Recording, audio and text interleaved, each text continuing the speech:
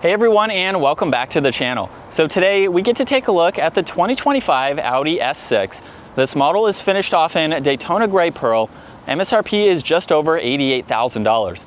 This has the Premium Plus package, S Sport package, black optics, and the new red stitch package, providing it with all of the red accents for the interior. So a really nicely spec'd model. Now this is powered by the 2.9 liter twin turbo V6. It is paired to the 8-speed automatic, and it pumps out 444 horsepower, 442 pound-feet of torque. Weighs in around 4,500 pounds. It'll do 0 to 60 in 3.7 seconds, and it has a top speed of 155 miles an hour. Now, as we work our way to the exterior styling, you'll notice there is a lot of gloss black as part of that black optics package. Interesting, it's not on the Audi badge, however, but there's a forward-facing camera, parking sensors, sensors for distance pacing, plenty of cutouts in that hexagonal grille as well. You'll notice gloss black for the lower bumper there, along with some more inlets, and then LEDs for all of the lighting. Really nice crisp points coming down the hood too, meeting the top of that grille very nicely. Now this also has a really nice set of two-tone wheels and a large set of brake calipers with the S badge on them. There's more gloss black for the power folding side mirrors where there's a camera and a turn signal. It's on all of the window trim, and then the front half of the roof because this has a sunroof up top there. And then there's very clean lines that run down the side, very crisp points just behind the rear mirrors there, and then it comes all the way back to the LED lights here. There's also a backup camera, all the parking sensors, and then the quad tip dual exhaust, which is finished off in chrome for this model. Now you can use the button on the key fob or the electronic release underneath to gain access to the cargo space. Where you have a pretty good amount of room, there's a net over here so you can have a divider. There's also a spare tire underneath the floor. You have several tie-down hooks, a 12-volt too, and even this area where you can place bags so that way they don't slide around. Now you can also fold down the back seats. You have to do that from the back itself, but of course that will give you a lot more interior space, making this a very practical sedan. Now you can close the trunk or lock the vehicle. If you do lock it, just grab any door handle. You can use all four to lock and unlock this. Now you'll notice there's carbon fiber, Alcantara, and then red stitching, which is a part of that package. There's Bang & Olufsen for your audio, some storage down below, and then more red accents with the Napa leather seats.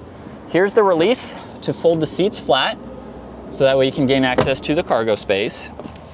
And then at 5'10", I have a good bit of space. Now there's storage nets, vents in the middle. All of your temperature adjustments and heated seats will pop up on this screen, and there's auxiliaries located underneath that. Now right in the middle, there's the armrest where you do have cup holders and you get storage in the back section there.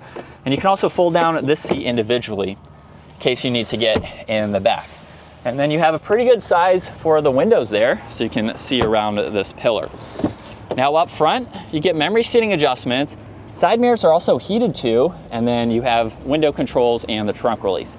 And then the same design for these front seats, which have a little bit more bolster support to them. Very comfortable, sporty style seat. Now this also has a solid and perforated leather steering wheel, paddle shifters on both sides. On this left side, this is how you can go through the virtual cockpit. So you can push on these arrows to go left and right. If you get to a screen where there's info up and down, just use the rotary dial. Now, you can also push on view and bring everything up in full screen. Definitely beneficial when you get to the navigation, so that way you can view that as needed.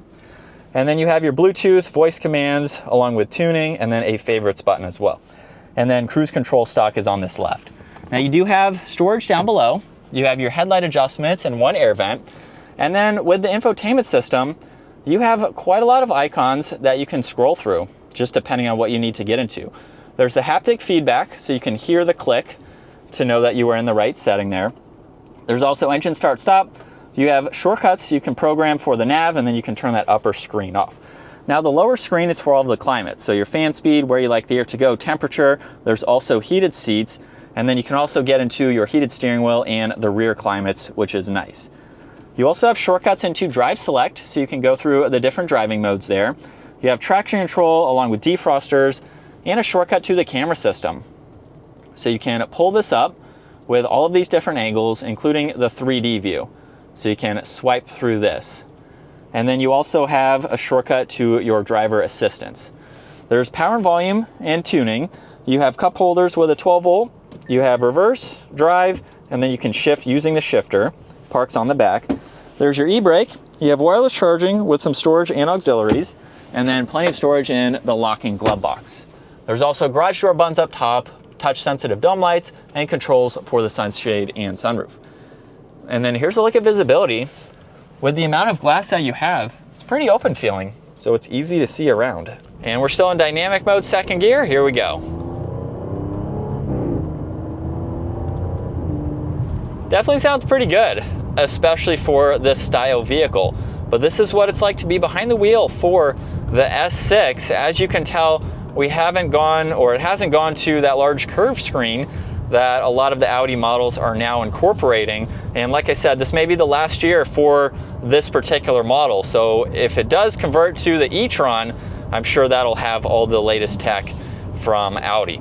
But this is a great option to go with. I really like this interior, very similar, of course, to what Audi has had for a while, but it just works. Everything is really laid out well with all the tech, and it just gives you a really nice drive. Seats are super comfortable too. I like the bolster support that they have to offer, and it's just going to give you a luxury sedan if that is what you are in the market for. Plenty of space in the back too for your backseat passengers. They would be just as comfortable with going from point A to point B. And then in terms of its maneuverability, we don't have rear wheel steering. I was in the S8 that did have rear wheel steering, so I can compare this. Wow, about the same turning radius for this, so very nice to see. And then you do have the different driving modes as well, so just depending on the throttle input that you would like and the driving style that you were doing, you can cater this to your driving style. It's not really a performance type of sedan, but you could have some sporty fun with it, put it in dynamic mode and have a little bit more response. But a great option to go with, definitely. So that's going to wrap it up for possibly the last year for this particular S6. I hope you all enjoyed today's video. If you did, give it a huge thumbs up.